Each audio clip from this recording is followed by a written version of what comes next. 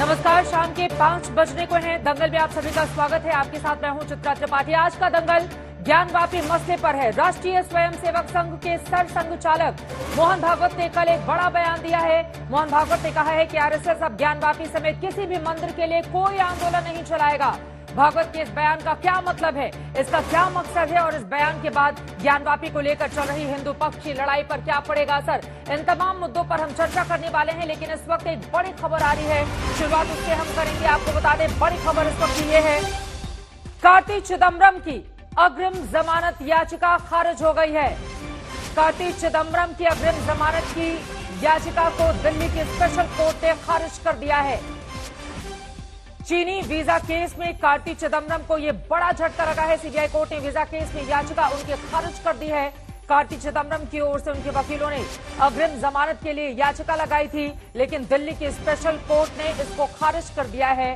चीनी visa case में कार्ति चिदम्बरम को यह बड़ा झटका लगा है। आपको बता दें, वैसे भी एक के बाद एक कई मुश्किलों में कार्ति चिदम्बरम घिरे हुए हैं, लेकिन इन सब के बीच जमानत याचिका उनकी खारिज कर दी गई है। ये इस वक्त बड़ी जानकारी निकलकर सामने आ रही है। और अब वापस लौटते हैं मोहन भागवत के बयान पर। मोहन भागवत ने बयान दिया और मोहन भागवत के बयान पर हैदराबाद के नेता असदुद्दीन ओवैसी ने भी सीरीज ऑफ ट्वीट किए हैं। मोहन भागवत के बयान पर उनके भी 13 शक और 3 सवाल हैं। वो क्या है, इन तमाम मुद्दों पर आज जोरदार चर्चा होने वाली है दंगल में। दंगल के अखाड़े में आज सभी पक्षों के धुरंधर उतरेंगे, लेकिन शुरू करें कार्यक्रम उसके पहले एक झलक देखिए कि मोहन भागवत ने क्या कहा और क्यों कहा, और इसको लेकर विपक्षी क्यों साध रहे हैं उन पर निशाना।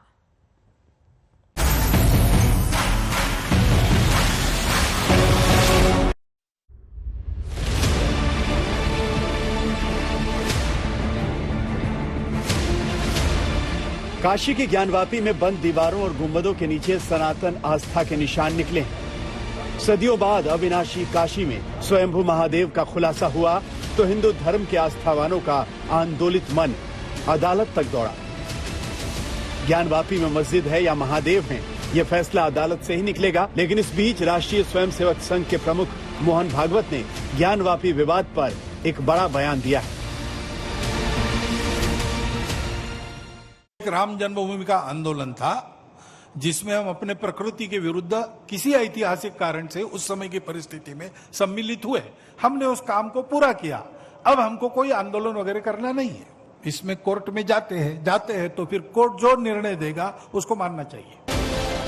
नागपुर में स्वयंसेवकों को संबोधित करते हुए मोहन भागवत ने श्री राम जन्मभूमि मंदिर आंदोलन में संघ की सहभागिता को अपवाद बताया और इन दिनों चल रहे मंदिर मस्जिद विवादों से संघ की दूरी साफ जाहिर की। लेकिन भागवत ने बिना समर्थन दिए भी ज्ञानवापी पर चल रही अदालती जंग को इतिहास के आईने में सच बता दिया। अब ऐसे मुद्दे हैं, एक इतिहास तो है, उसको हम बदल नहीं सकते। वो इतिहास हमने नहीं बनाया, न आज के अपने आप को हिंदू कहलाने वालों ने बनाया, न आज के मुसलमानों ने बनाया। भारत की स्वतंत्रता चाहने वाले व्यक्तियों का मनोधैर्य खच्चे करने के लिए देवस्थान तोड़े गए, पैर नहीं होगा। सत्य को शक्ति। मोहन भागवत भारत में मंदिर तोड़कर मस्जिद बनाने के जिस इतिहास का जिक्र करते हैं, उसी तरह के इतिहास का हवाला देकर जब देश भर में मस्जिदों के नीचे मंदिर दबे होने की बात शुरू होती है तो उसे मोहन भागवत ठीक नहीं मानते। रोज एक मामला निकालना नया, ये भी नहीं करना चाहिए। हमको झगड़ा क्यों बढ़ाना है, परंतु हर मस्जिद में शिवलिंग क्यों देखना। आजाद हिंदुस्तान के इतिहास में हिंदू जनमानस का सबसे बड़ा आंदोलन श्री राम जन्मभूमि आंदोलन था, जिसने सत्ता का चरित्र और देश की तस्वीर बदल दी। लेकिन संघ अगर काशी और मथुरा को लेकर वैसे किसी आंदोलन से किनारा करता है तो हिंदू जनमानस में उसके अलग अलग अर्थ निकाले जा रहे हैं। आरएसएस ने तब भी आंदोलन नहीं किया था शुरू में। बाद में जब लगा कि नहीं, हिंदू समाज का जनमन राम जन्मभूमि को प्राप्त करने के लिए तड़प रहा है, तब संघ ने बड़े रूप में आकर के इस नेतृत्व को संभाला। हम लोग आंदोलन तो कर नहीं रहे हैं, हम लोग माननीय न्यायालय के शरण में हैं। जो भी माननीय न्यायालय जो आदेश करेगा हम उसको पालन करने के लिए कटिबद्ध हैं। मामला अदालत में है, फिर भी ज्ञानवापी मसले पर सियासत ऐसी हो रही है कि शंकराचार्य स्वरूपानंद सरस्वती के शिष्य अविमुक्तेश्वरानंद सरस्वती ने 4 जून को ज्ञानवापी के वजू खाने में मिली आकृति की पूजा करने का ऐलान कर रखा है। ज्ञानवापी का जो परिसर है उसमें भगवान शिव प्रकट हो गए हैं। ज्ञानवापी के मसले पर संघ और हिंदू समाज के अलग अलग रुखों को देखते हुए मुस्लिम धर्मगुरुओं में भी कंफ्यूजन के हालात हैं। मैं मोहन भागवत जी के बयान से पूरी तरीके से सहमत हूं। आरएसएस प्रमुख का जो बयान है वो बहुत अच्छा बयान है। मैं तमाम ही देशवासियों से भी अपील करूंगा कि भागवत जी के बयान का समर्थन करें। इनकी कथनी और करनी में बहुत फर्क है। अगर ऐसा है, मोहन भागवत को ये बयान देना चाहिए था। इन याचिकाओं को दाखिल कर रही हैं, इनका आरएसएस से कोई लेना देना नहीं, इनका सरकार से कोई लेना देना नहीं। हर मस्जिद के नीचे मंदिर खोजने वालों के लिए संघ प्रमुख ने सख्त बयान दिया है, क्योंकि हालात ये है कि ज्ञानवापी के विवाद के बाद यूपी से मध्य प्रदेश तक और कर्नाटक से बंगाल तक तमाम मस्जिदों के नीचे मंदिरों के अवशेष होने का विवाद बढ़ता जा रहा है। आज तक ब्यूरो।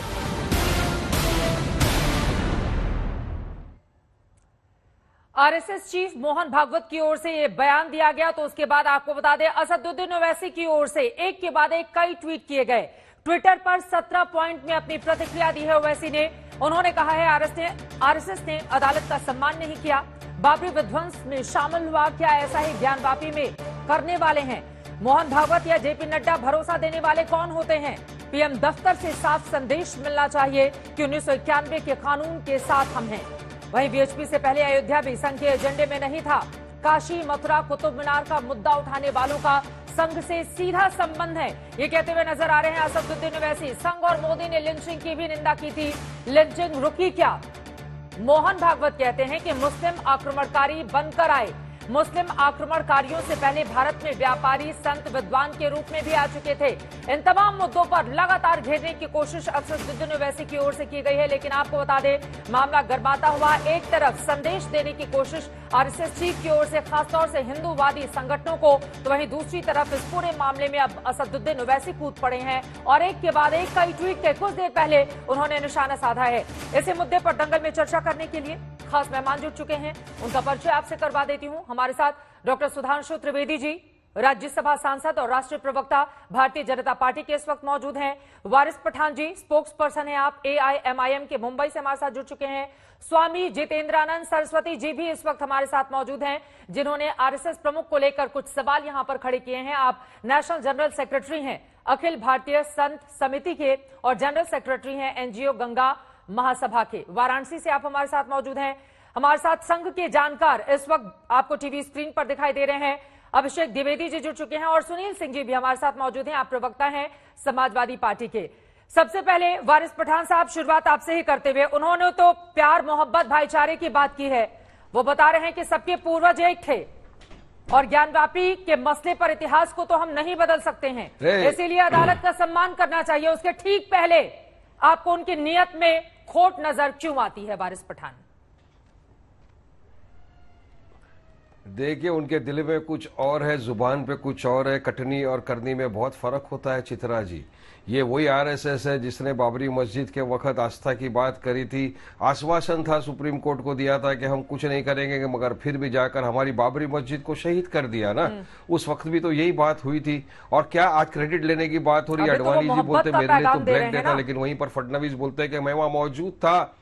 उनके मोहब्बत अरे ये सब नहीं, ये मोहब्बत का पैगाम नहीं है, ये सिर्फ लिपापोती है।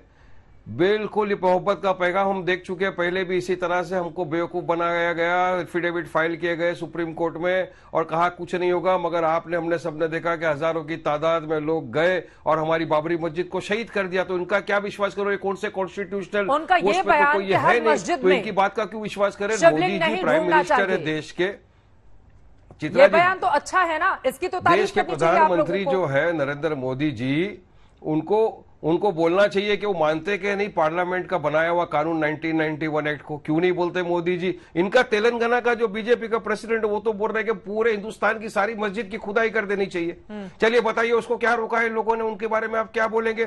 कहा ना भाजपा के प्रेसिडेंट जो इनके तेलंगाना के, वो हिंदुस्तान की सारी मस्जिदों की खुदाई कर देनी चाहिए। अरे इस तरह से आप करोगे, आपके फुट सोल्जर्स तो आपकी सुनते नहीं है ना, संघ की सुन रहे हैं। लोगों ने कहा था मोदी जी ने। उसके पहले वारिस पठान जी, अगर कहीं से मोहब्बत का पैगाम आ रहा है तो नफरत भरे जवाब देना ये कहां तक जायज है? उनकी ओर से तो स्पष्ट तौर पर कहा गया है कि हर मस्जिद में शिवलिंग नहीं ढूंढना चाहिए। ये तेलंगाना के अध्यक्ष को भी तो जवाब हो सकता है ना। ये तो हर उस उग्रवादी हर जो संगठन है जो उग्र विचारधारा को लेकर आगे बढ़ते हैं, मुसलमानों के प्रति घृणा भरे बयान देते हैं, सबको चुप कराने की कोशिश की गई है ना उनकी ओर से।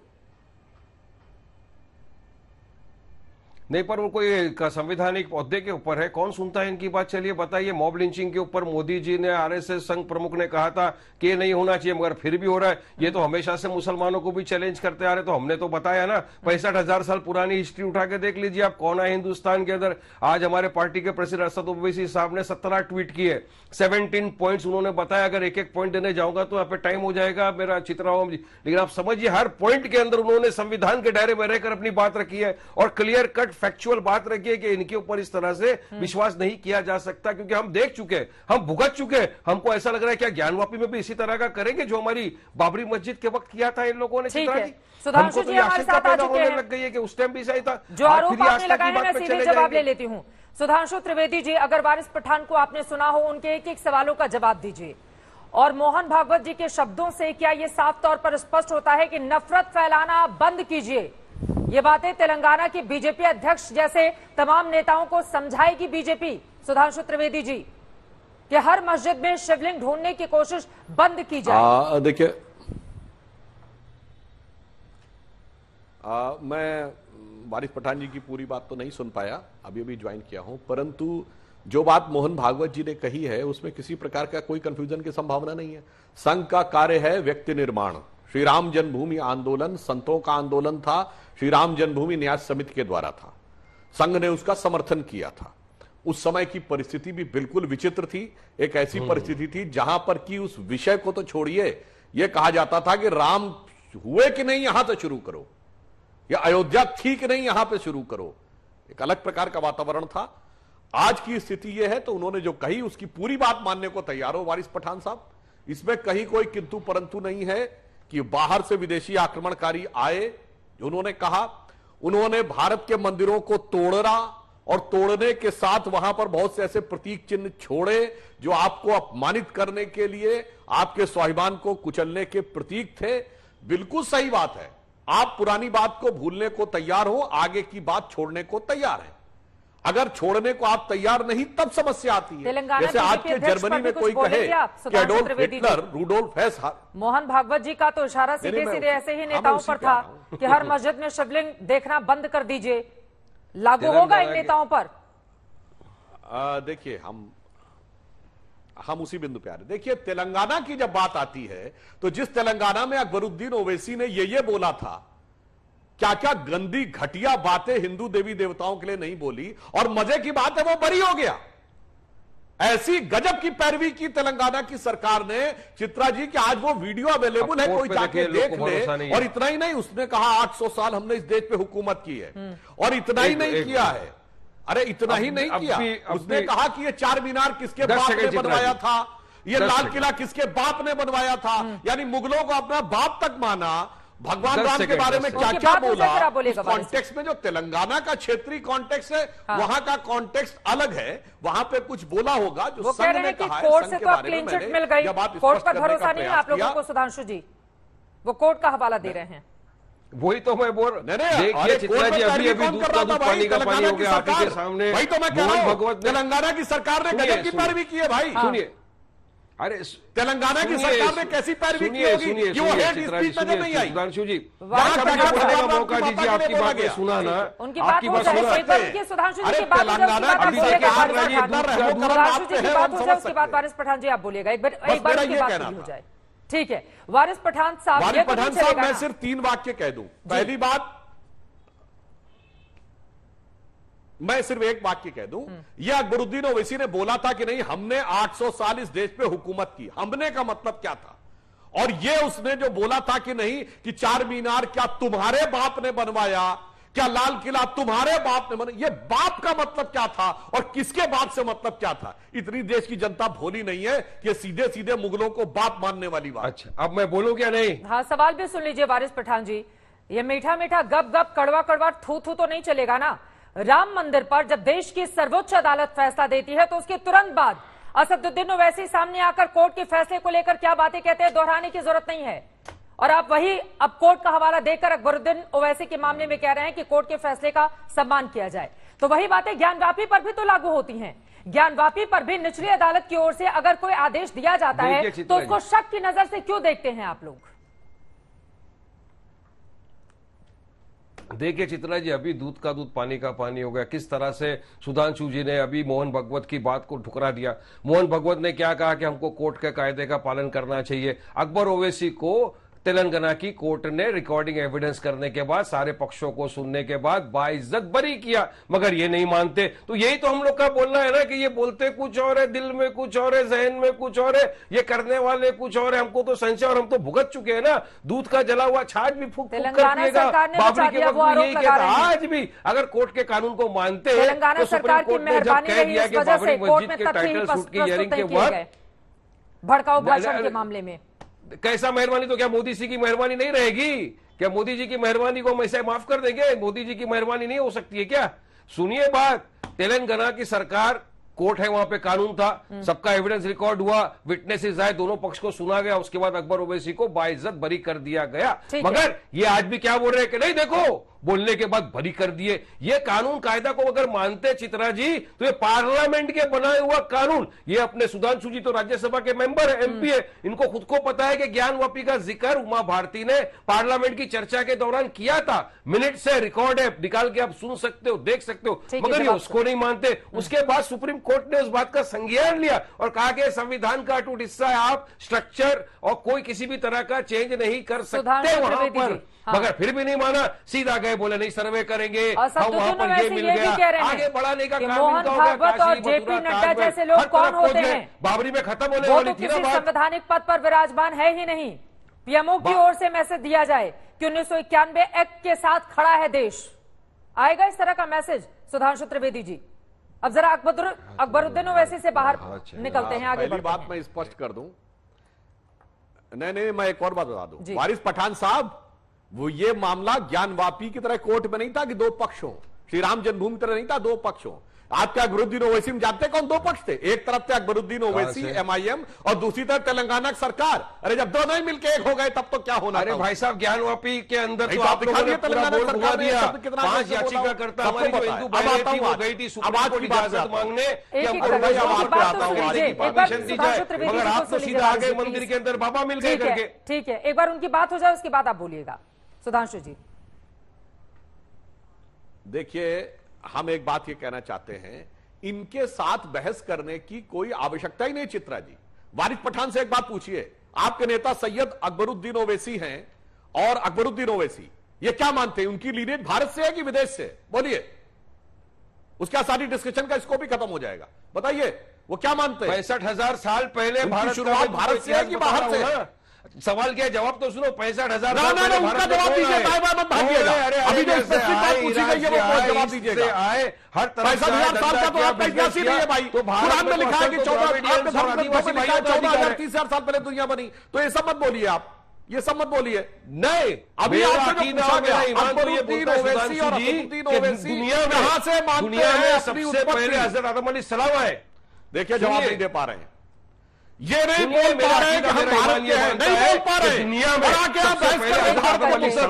इसीलिए मैं कह रहा हूं, आप तो विदेशी विचार के सीधे प्रतिनिधि सलाम के अंडर में है, हम सब उनकी वंशज है। ठीक है, हम सब उनकी वारिस पठान कह रहे हैं कि इस्लाम पहले आया दुनिया में। ठीक है, सुधांशु जी, हमारा मानना भी है, तरफ लिखा हुआ भी है, और आपको भी पता है ये बात। एक बार उनकी बात हो जाए, दोनों लोग बोलेंगे साथ में, समझ में नहीं आएगा। प्लीज सुधांशु त्रिवेदी जल्दी से, उसके बाद बाकी मेहमानों के पास भी मैं वो सवाल किया तो मैं जवाब दे रहा हूँ। ठीक है, ठीक है, मैं कह रहा हूं, अब देखिए आपके दर्शकों के सामने दूध का दूध पानी का पानी हो गया। यह कहने को तैयार नहीं है कि हम भारत के हैं, यह अपने को विदेशी मानते हैं और इसीलिए विदेशी आक्रांताओं के साथ खड़े होकर यहां पर भाषण देने को तैयार रहते हैं। नाम है पार्टी का मजलिसे इत्तेहादुल मुसलमीन, यानी मुसलमानों की एकता को समर्पित पार्टी। यही सेक्युलरिज्म का सबसे बड़ा प्रतीक है, जो ये कहती है, पढ़ा लिखा जो ये पार्टी ये कहती है कि भाई अरे पढ़ा लिखा बोल रहा हूं। अकबरुद्दीन ओवैसी ने बोला, असदुद्दीन ओवैसी ने बोला था कि नहीं, कौन होती है सुप्रीम कोर्ट टिकट तलाक के बारे में कानून बनाने वाला?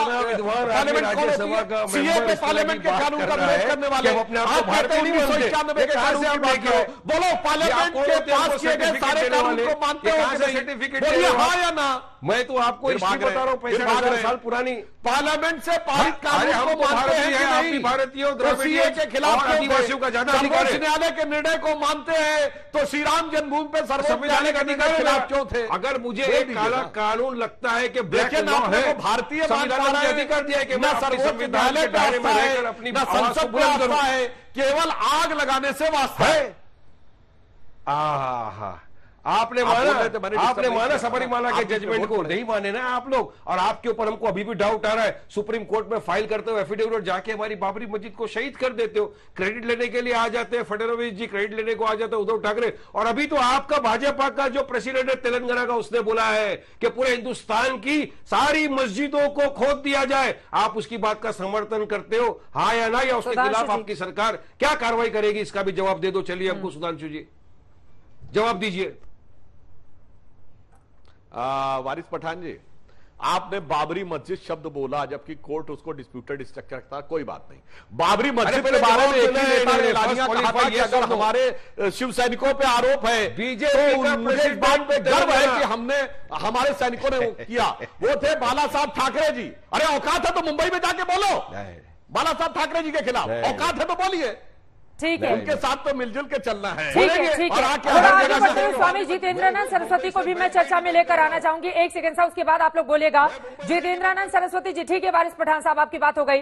जितेंद्रानंद सरस्वती जी, मोहन भागवत जी ने अगर ये बातें कही हैं कि हर मस्जिद में शिवलिंग ढूंढना बंद किया जाए, तो क्या गलत कहा है?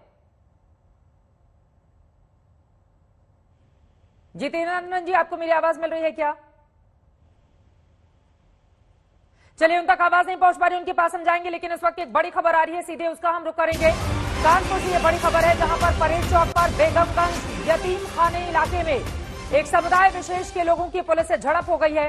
दरअसल आज जुम्मे की नमाज के बाद बाजार को बंद कराने को लेकर बवाल शुरू हुआ। जब पुलिस ने इसे रोकने की कोशिश की तो पुलिस पर पत्थरबाजी शुरू हो गई। इस हंगामे में 2 लोग बुरी तरह से घायल हुए हैं। परेड चौक इलाके में फिलहाल हालात तनावपूर्ण हैं, लेकिन नियंत्रित बताए जा रहे हैं। जुमे की नमाज के बाद बाजार बंद कराने पर बवाल। तस्वीरें आपके सामने हैं। भारी संख्या में पुलिस बल की तैनाती इस वक्त की गई है। डीएम कानपुर की ओर से कहा गया है हालात फिलहाल नियंत्रण में है। कानपुर में 2 गुटों में हिंसक झड़प की खबर सामने आई है, उसकी तस्वीरें आप देख रहे हैं। परेड चौराहे पर यह हिंसक झड़प हुई है। जुमे की नमाज के बाद बाजार बंद कराने पर यह बवाल मचा। सीरियस इंजरी अभी हमको रिपोर्ट नहीं हुई है और ऐसा कोई भी घायल हमें रिपोर्ट नहीं हुआ है अब तक। अगर कोई ऐसा हमें रिपोर्ट होता है तो हम जरूर आपको बताएंगे।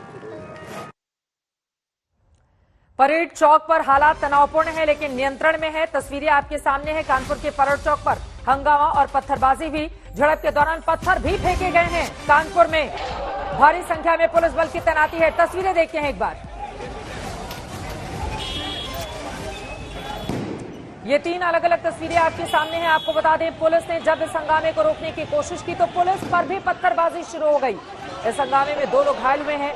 परेड चौक इलाके में स्थिति तनावपूर्ण बनी हुई है, लेकिन फिलहाल जिला प्रशासन की ओर से जानकारी दी गई है तनावपूर्ण जरूर है लेकिन हालात वहां पर नियंत्रण में है। परेड चौक पर हंगामा और पत्थरबाजी की ये तस्वीरें आपके सामने हैं। जैसे इस बारे में और जानकारी मिलेगी आपको सीधे लेकर चलेंगे कानपुर और चर्चा करेंगे, लेकिन उसके पहले लौटते हैं आज की बड़ी चर्चा पर जो दंगल में हम कर रहे हैं। स्वामी जितेंद्रानंद सरस्वती जी, क्या आपको मेरी आवाज मिल रही है?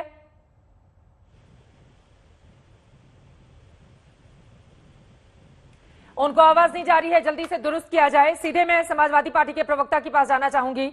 सुनील सिंह जी, अब तो मोहब्बत का पैगाम भेजा है ना मोहन भागवत जी ने, तो कम से कम उसे तो स्वीकार करना चाहिए जिन लोगों को भेजा है उन्होंने। नहीं, ठीक बात है। और अगर कोई भाईचारे की बात कर रहा है, कोई अच्छी बात कर रहा है, तो उसको हमको, आपको, सबको मिलकर स्वीकार करना चाहिए। किसी को कोई आपत्ति नहीं होनी चाहिए। लेकिन सवाल ये है कि जो बात मोहन भागवत जी ने कही है, ये बात देश के प्रधानमंत्री जी क्यों नहीं कह रहे हैं? जो सरकार में बैठे लोग हैं वो क्यों नहीं कह रहे हैं? कहना चाहिए। और ये सच है कि अब मंदिर मस्जिद की झगड़े से हट करके इस देश में अस्पताल कैसे अच्छे हों, स्कूल कैसे अच्छे हों, भाईचारा कैसे बना रहे। ठीक है, भारतीय जनता पार्टी राष्ट्र की बात करती है, लेकिन उस राष्ट्र निर्माण में किसी एक व्यक्ति, एक समुदाय का योगदान नहीं है, सबका योगदान है। वो हिंदू हो, मुसलमान हो, सिख हो, ईसाई हो, बड़ा आदमी हो, गरीब हो, गांव का हो, शहर का हो, लेखक हो, वकील हो, पत्रकार हो, किसी भी वर्ग से है, तब राष्ट्र निर्माण होता है। आप केवल मंदिर मस्जिद में उलझा करके इस देश की जो मूल समस्या है, रुपया गिरता जा रहा, उस पर कोई बहस नहीं हो रही है। बेरोजगारी बढ़ती जा रही, उस पर कोई बहस नहीं हो रही।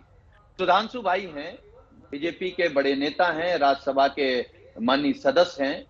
क्या आपने कभी राज्यसभा में चिंता व्यक्त की, किसी डिबेट में चिंता व्यक्त की कि रुपया गिर रहा है, बेरोजगारी बढ़ रही है? और आप जिस हिंदू की तरक्की की बात करते हैं, चलिए हम मानते हैं कि आप हिंदू की बात करते हैं, उस हिंदू में कभी पिछड़े और दलितों पर भी ध्यान देते हैं? जब पिछड़े और दलितों को बारात में घोड़े पे नहीं चढ़ने दिया जाता है, तब आवाज कभी उठाई?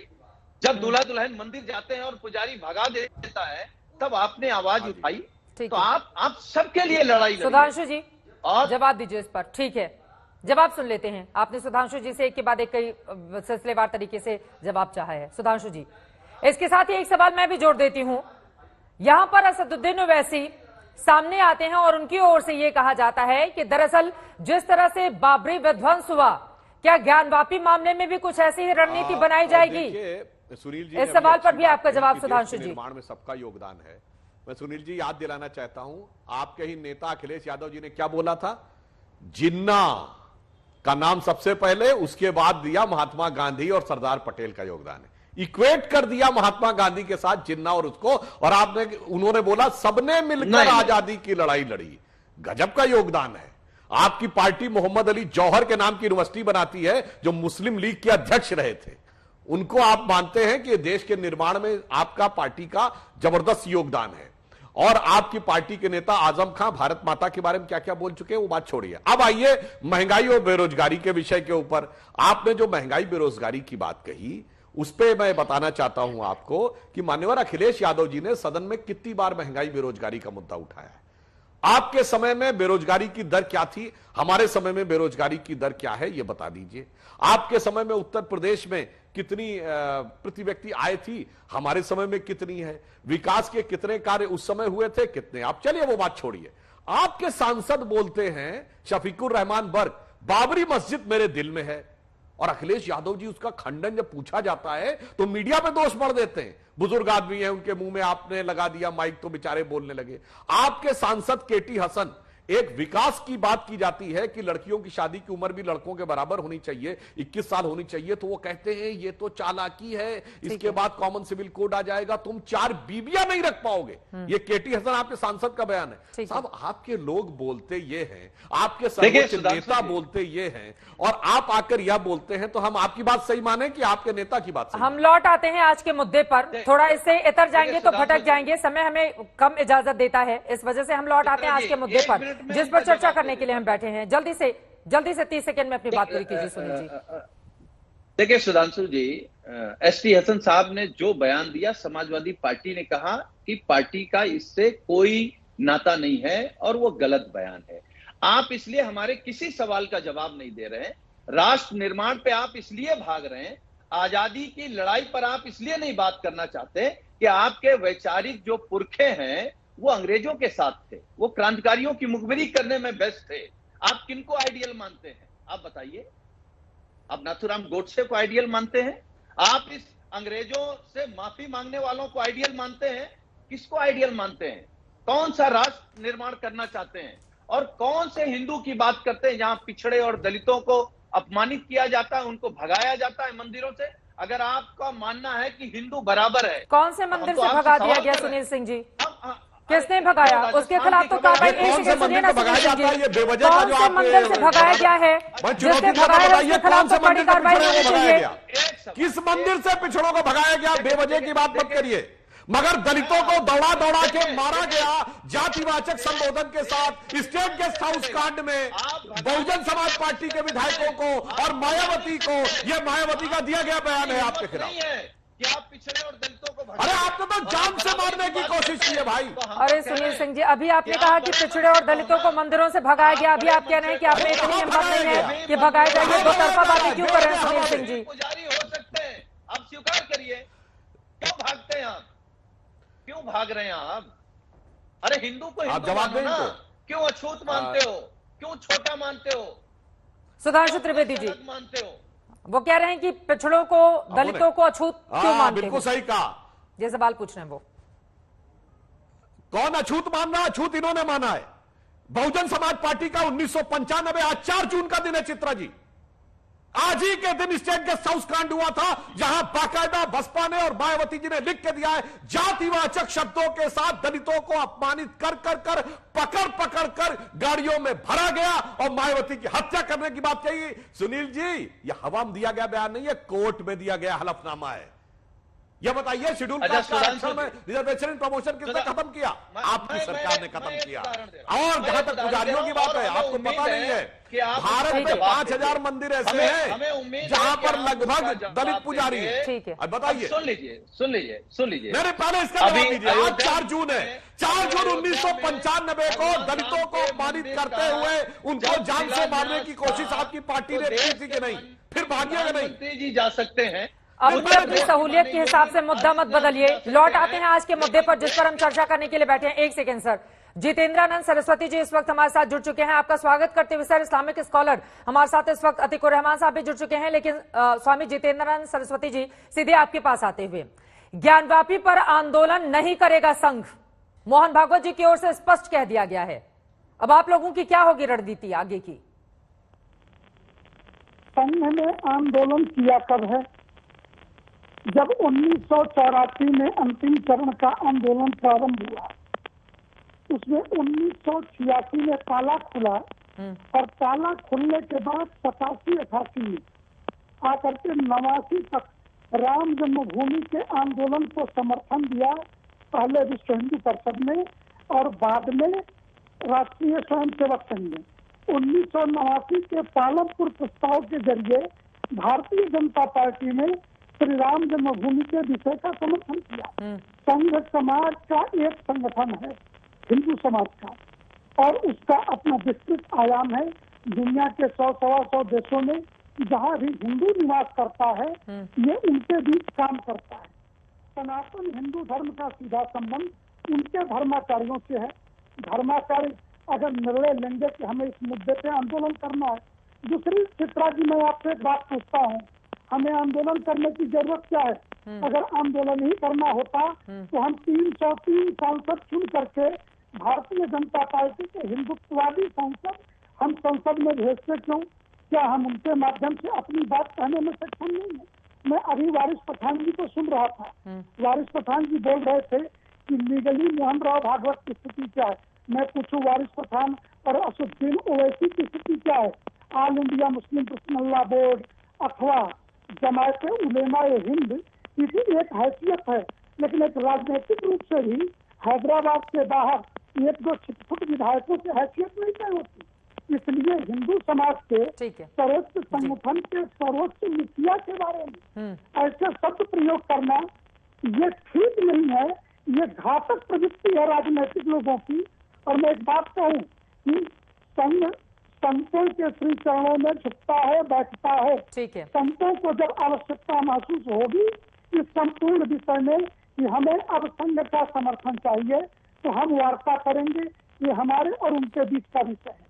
लेकिन ये सच है कि संत समिति भी कहती है कि हम आंदोलन नहीं करने वाले हैं। ठीक है। आंदोलन की कोई आवश्यकता नहीं है।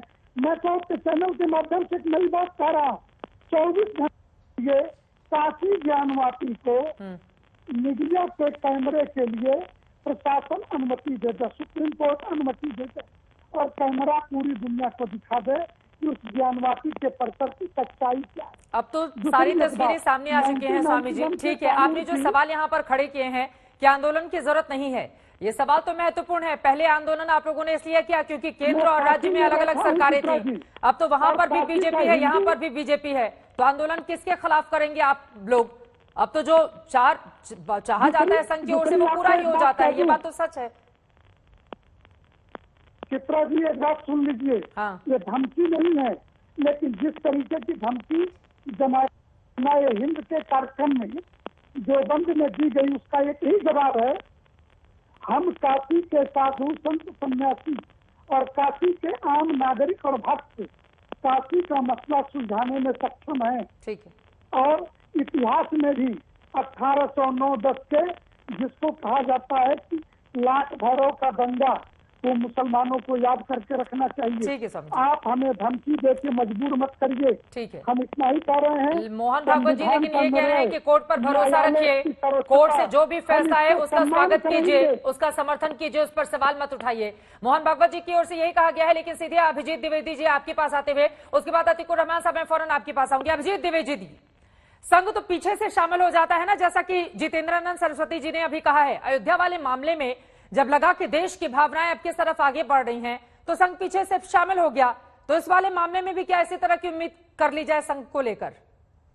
चित्रा जी, मोहन भागवत जी ने एक बार नहीं कई बार, चाहे वो दिल्ली में विज्ञान भवन की व्याख्यानमाला में उनका संबोधन रहा हो, चाहे अलग अलग भाषणों में उन्होंने इस बात को कहा हो, चाहे 9 नवंबर के बाद उनका एक कंसिस्टेंट स्टैंड है इस चीज के ऊपर कि अयोध्या के विषय से इतर अन्य विषयों में संघ सीधे आंदोलन में नहीं उतरेगा। और वहां पर उन्होंने बहुत ही सीधे और साफ शब्दों में बोला कि समन्वय से, सौहार्दपूर्ण तरीके से इस समस्या का समाधान करने के लिए हम लोग को प्रयास करना चाहिए। इसके अलावा संवैधानिक व्यवस्था के तहत जो अधिकार मिले हैं, राइट टू सीक जस्टिस, जिस तरीके से रूल ऑफ लॉ होना चाहिए, उसको ध्यान में रखते हुए यदि कोर्ट इत्यादि के माध्यम से पवित्र एक कोर्ट को उन्होंने, भागवत जी ने बोला कि एक पवित्र संस्था के रूप में उसका जो भी आदेश होगा, चाहे वो मुस्लिम पक्ष की तरफ आदेश हो अथवा हिंदू पक्ष की तरफ आदेश हो, उसको सहर्ष स्वीकार करते हुए, पूरी संवेदना के साथ स्वीकार अगर असदुद्दीन ओवैसी की बातों का अगर हम लें तो उनकी ओर से तो यही कहा जा रहा है कि ज्ञानवापी ले लो, बाकी पर चुप रहो, कुछ इस तरह का माहौल, क्योंकि वो कह रहे हैं बाबरी विध्वंस जिस तरह से हुआ, ज्ञानवापी पर भी कुछ वही नीयत दिखाई दे रही है इस वक्त।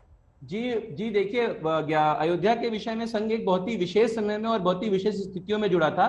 ऐसा नहीं था कि एक लंबे समय से, चाहे अयोध्या का विषय हो चाहे ज्ञानवापी का। जैसे ज्ञानवापी के विषय में भी भागवत जी ने साफ साफ कहा कि कुछ ऐतिहासिक तथ्य हैं जिनको हम नहीं बदल सकते, वो चाहे हम किताबों को देखें, चाहे हम हिस्टोरिक डॉक्यूमेंट्स को देखें, चाहे गैजेट्स को देखें, हमें चीजें एकदम स्पष्ट रूप से दिख रही हैं। और वो आंदोलन कोई ऐसा नहीं है कि संघ उन आंदोलनों को जो है जन्म दे रहा है, वो समाज की भावना है, समाज से जुड़े अलग पक्षों का मत है। और अगर कुछ लोग, कुछ नागरिक अगर अपने अधिकारों का प्रयोग करते हुए, संविधान द्वारा प्रदत्त अधिकारों का प्रयोग करते हुए उन चीजों को परस्यू करना चाहते हैं तो अच्छा है, लेकिन उसके पहले भी भागवत जी का ये कहना है कि हम लोग सौहार्दपूर्ण तरीके से इसको सॉल्व करें। पहले बातचीत कर ली जाए अतिकुर रहमान साहब, और बातचीत से समस्या का हल नहीं हो तो कोर्ट का जो भी फैसला हो उसको स्वीकार किया जाए। लेकिन अभी से ज्ञानवापी वाले मामले में विरोधी दल जिनकी बात अगर उस तरह से नहीं हो रही है, ऐसा माहौल बना रहे हैं जैसे कि कोर्ट भी न जाने किसके नियंत्रण में है, तो कम से कम इसको तो रोकना होगा ना। अगर कोर्ट में पूरा का पूरा मामला है तो पहले ही कोर्ट के खिलाफ निचली अदालत को लेकर भी तमाम तरह के सवाल आप लोगों की ओर से उठाए जा रहे हैं। मोहन भागवत जी के भी बयान पर जवाब दीजिए आप।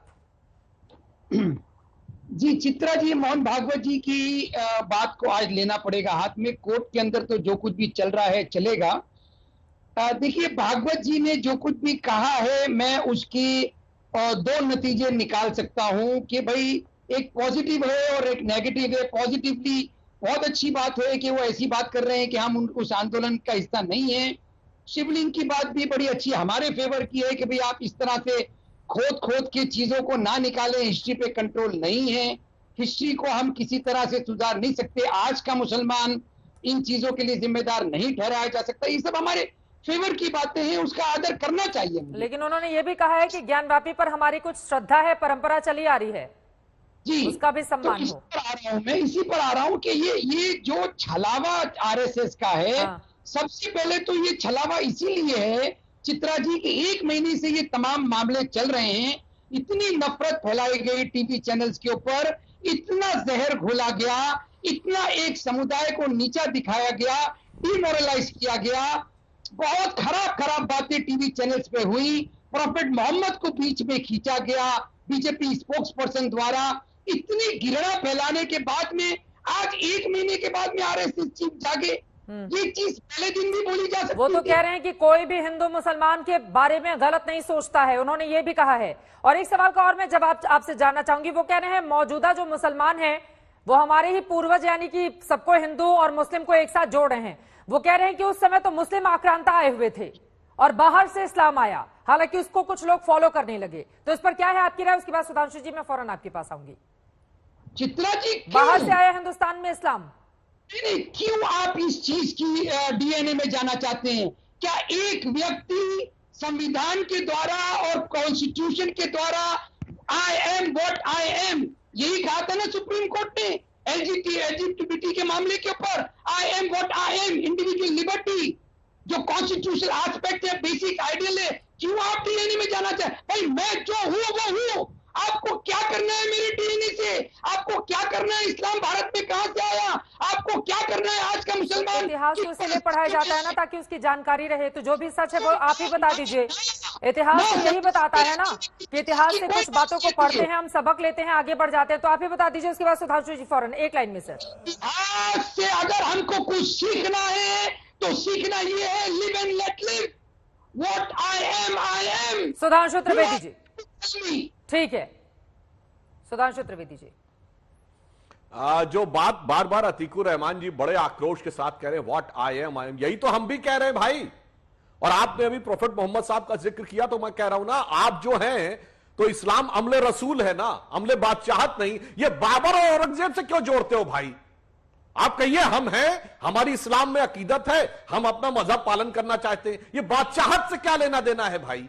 और दूसरी बात, अगर औरंगजेब से जोड़ते हैं और आप अपनी वंशावली उनसे मानते हैं, जैसा अभी देखा ना, असीम बकार बोल नहीं पाए कि वो बाहर से नहीं है, पर फिर भी मैं कहता हूं, तो दारा शिकोह से क्यों नहीं जोड़ते भाई?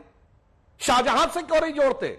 वो शाहजहां जिसको जेल में बंद किया था औरंगजेब ने, और शाहजहां ने कहा चंद बच्चे भेज दो मेरे पास, मैं खाली वक्त में कुरान पढ़ाऊं, तो उसने मना कर दिया कि बच्चों में बातचीत करना चाहते हो। फिर उसको पानी और अनाज भी लिमिटेड दिया।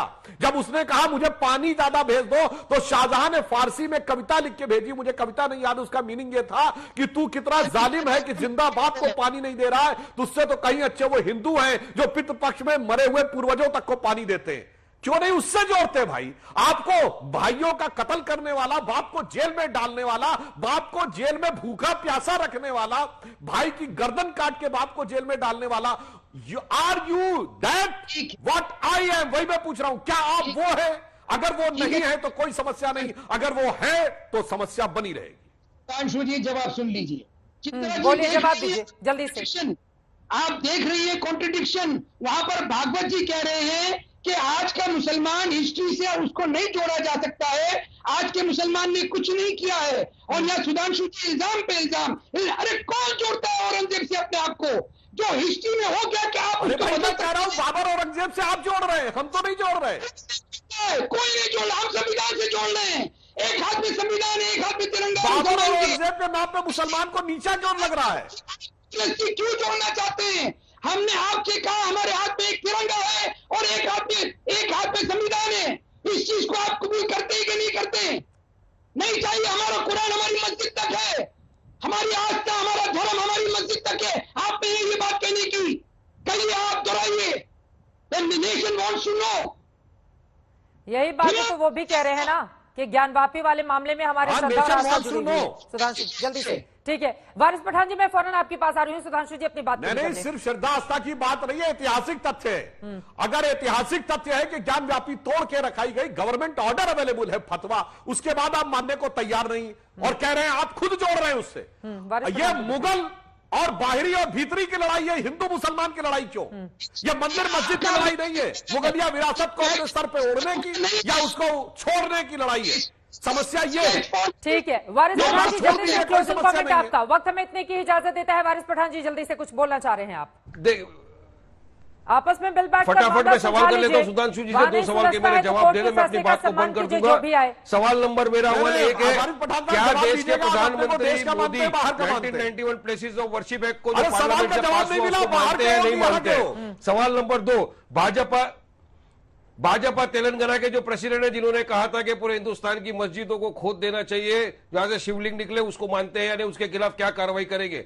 बात नंबर 3, चित्रा जी आपके साथ मुझे ये बोलना है कि आपका चैनल चला रहा है, सुधांशु जी ने वारिस पठान को बुरी तरह घेरा, चेंज करिए। मैंने सुधांशु की बोलती बंद कर दिया है, लिखिए बोलती बंद कर दी। इनके पास मेरे एक भी सवाल का अरे मैंने एक भी पूछा, जवाब जवाब नहीं है, दीजिए। सिवा झूठ आप बोलने देश के। के हैं ये कि कुछ विदेश कराइए के हैं, आपके मुझे जवाब चैनल से, दीजिए। ईमानदारी के साथ डिबेट को कराइए। मानते हैं तो सीए को मानते हैं कि नहीं? अरे मैं मेरे भारत देश को आपकी पूरी बात भी सुनी, वो भी तब जब हमारे अधिकार है।